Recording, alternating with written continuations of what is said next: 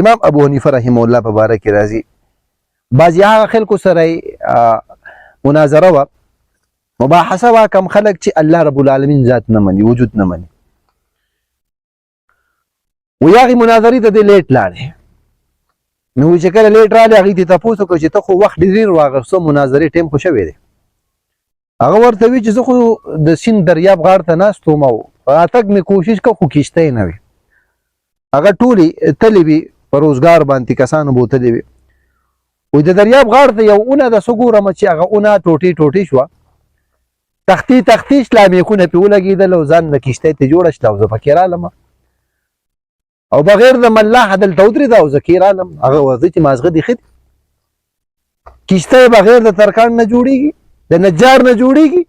اونه بغیر د یو انسان چې ارې باندې کټ کړي وي دې نه کښتۍ جوړېږي هغه ورته وي چې یوه کښتۍ بغیر د نجار نه جوړېږي دا دومره لوی نظام دا تاسو ما سره مناظره پسه کوئ چې دومره لوی نظام چلونکي څوک نشته په خپله